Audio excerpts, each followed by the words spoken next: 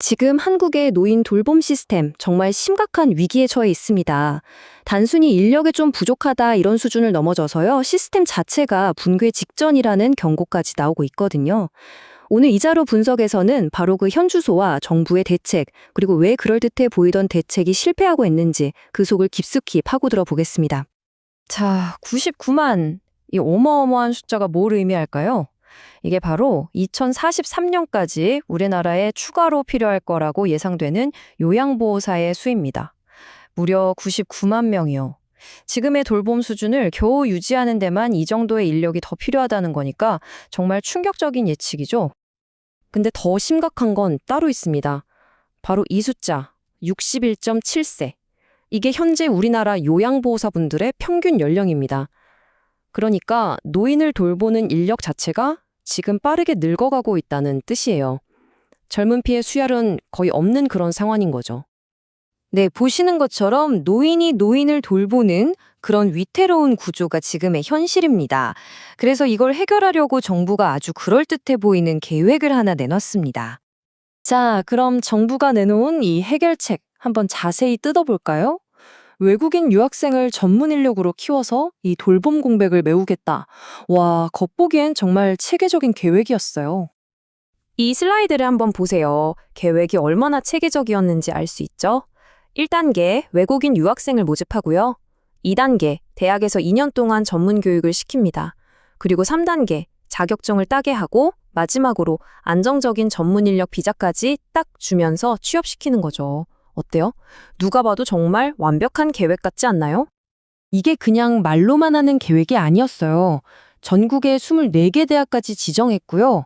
학위랑 자격증을 동시에 주고 안정적인 비자까지 보장하겠다. 2026년부터는 시범사업도 시작해서 외국 인재를 쫙 끌어들이겠다. 정말 야심찬 국가 전략이었던 거죠. 그런데 말입니다. 이렇게 완벽해 보이던 계획, 과연 결과는 어땠을까요? 계획은 번지르르 했는데 정작 현장은 텅 비어 있었습니다. 아니 대체 무슨 일이 있었던 걸까요? 이 그래프 하나가 모든 걸 설명해 줍니다.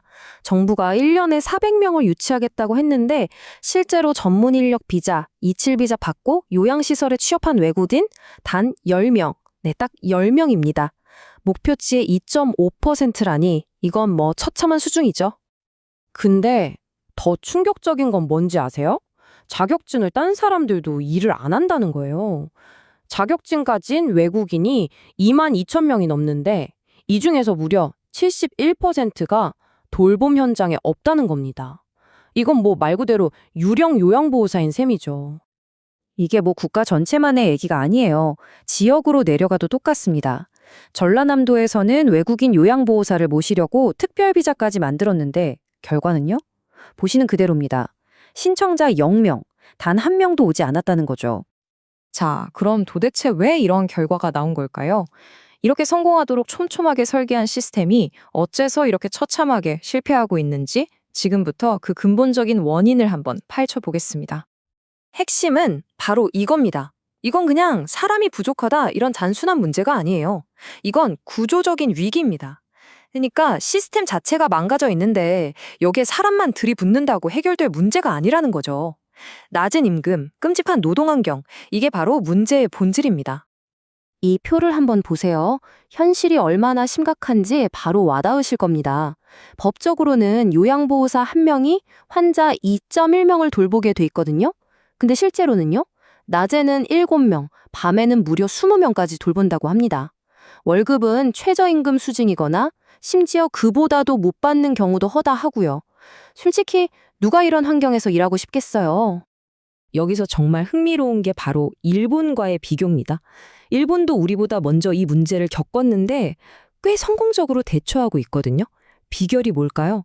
일본은 그냥 인력만 데려온 게 아니에요. 집도 구해주고 경력도 쌓을 수 있게 해주면서 이 사람들을 전문가로 대우해줬습니다. 근데 우리는 어땠죠? 그냥 자격증만 따게 하고 열악한 환경은 그대로 방치했잖아요. 그러니까 당연히 현장에서 일하는 우리 요양보호사들 80%가 이 정책에 반대하는 겁니다. 자, 그럼 이제 어떻게 해야 할까요? 그냥 실패했다고 분석만 하고 끝낼 순 없죠. 이 망가진 시스템을 지속 가능한 해결책으로 바꾸기 위한 구체적인 방법들을 지금부터 살펴보겠습니다. 사실 해결책은 꽤 명확합니다. 첫째, 내국인이든 외국인이든 모든 요양보호사의 처우를 개선해야 합니다.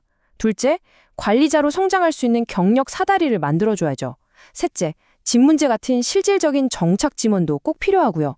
비자 정책도 더 유연하게 바꾸고, 그리고 무엇보다 중요한 건 이분들을 그냥 잠깐 쓰고 버리는 노동력이 아니라 소중한 전문 인력, 즉 자산으로 대하는 인식의 전환입니다.